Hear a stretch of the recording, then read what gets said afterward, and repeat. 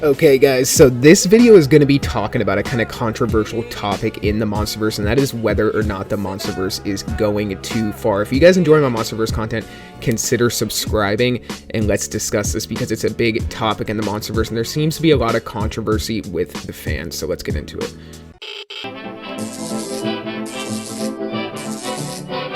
The Atomic Fair.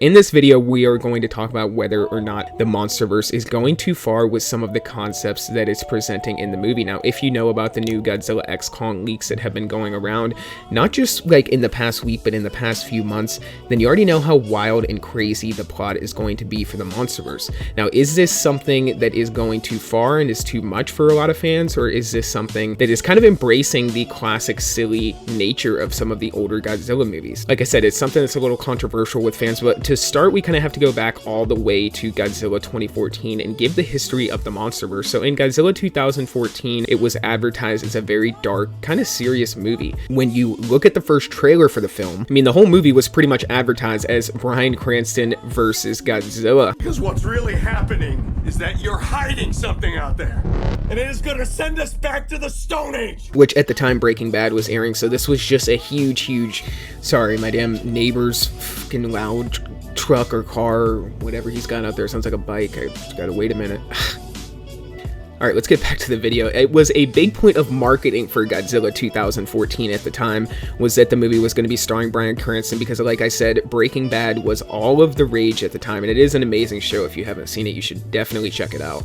But yeah, that movie was kind of compared to Godzilla 1954, and honestly at the time was deemed one of the best Godzilla movies since the original 1954 movie. It got none of the praise or anything like Godzilla -1, but it was definitely deemed a pretty good Godzilla flick in general, and it kind of was the setup for the Monsterverse, which was to come later. Then we had Kong Skull Island in 2017. I think this is when they started introducing some of the silly humor into the Monsterverse that we can see in that movie. It definitely had some silly tones to it. And that movie, similarly, was kind of marketed as like John C. Reilly and Samuel L. Jackson and Tom Hiddleston and Brie Larson versus Kong, you know, kind of like Godzilla 2014. But yeah, when Kong Skull Island came out, that movie also had pretty decent reception. It was the first introduction to a much larger Kong that was like 100 feet tall. It was already said in that movie that Kong was a teenager, right? So we knew he was going to grow much bigger. In the ending, or the after credit scene to that movie, actually teased the face-off between Kong and Godzilla. So that was a really good setup for the Godzilla versus Kong movie there. But like I said, Kong Skull Island is when they started to introduce some of the more silly elements of the Monsterverse. So then we go into Godzilla King of the Monsters in 2019. And a lot of this has to do with the change of directors. So Godzilla 2014 was directed by Gareth Edwards. But then Godzilla King of the Monsters was actually made by Michael Daughtry, and then Godzilla vs. Kong subsequently was made by Adam Wingard. But yeah, this is when the Monsterverse definitely started to introduce these silly Avengers level jokes and stuff like that, which kind of sucked because the movie was marketed as something serious as well. There was a beautiful trailer that came out for the film that I still distinctly remember watching like 150 times. It was really awesome. You know, this is finally when you get to see Ghidorah, and he's advertised as this Hydra that's gonna bring in sort of the apocalypse.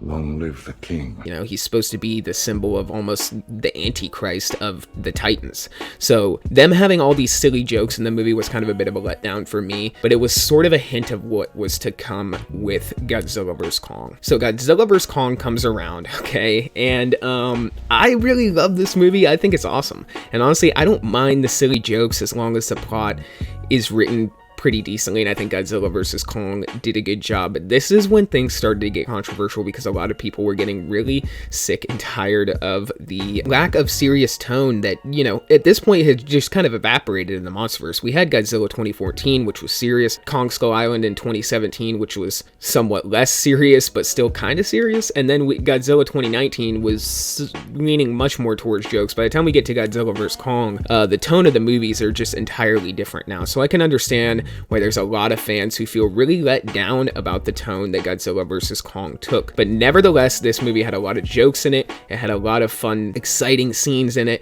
and it had a lot of silly things in it, like Kong actually having his own axe. I mean, just a lot of I wouldn't even say silly, but just really far-fetched concepts, especially when we're looking at the Hollow Earth and the concept of that. It kind of really delved a lot deeper into the Monsterverse's lore as well, so we got to see sort of the inner workings of this Monsterverse a bit more. We're definitely going to see a lot more of it in Godzilla X Kong. But yeah, the introduction of the Hollow Earth, the Great Titan War, of course, which we already know about, which was the Godzillas and the Kongs facing off against each other, which is kind of crazy. And then all the way down to Kong having his own axe, which is made out of one of Godzilla's spines, to face off against Godzilla with. I mean, a lot of those concepts, you can see why some fans would think that it's a little extreme and a little silly. Me personally, I think it's really cool. I like immersing myself in different worlds, in different universes that these directors and creators craft. I'm very much willing to suspend disbelief to immerse myself in a world. So the Monsterverse's lore and the concepts that were introduced in the Monsterverse, for me, I think they're really amazing. But there's a lot of fans who think it's silly and think it's ridiculous and think that the Monsterverse should be much more serious and have a much more serious tone. And I think it's a really fair argument, to be honest. I think it's just whatever flavor of movies you prefer more. I think that's why Godzilla -1 is so successful, and Toho really capitalized on the darker tone and more serious tone of Godzilla, but I don't think it can be that way all the time. You know, I do kind of wish that the Titans were presented in a much more grandiose way compared to the way they are presented in the Monsterverse, where they, you know, especially in the Hollow Earth now, where a lot of this movie is going to take place, they almost seem like they move like human-sized creatures. But see, in a similar vein, that also calls back to the original Godzilla movies, because in Godzilla 2014 you can see Godzilla moves much slower, and you can see that the Mutos and everything, the villains of that movie,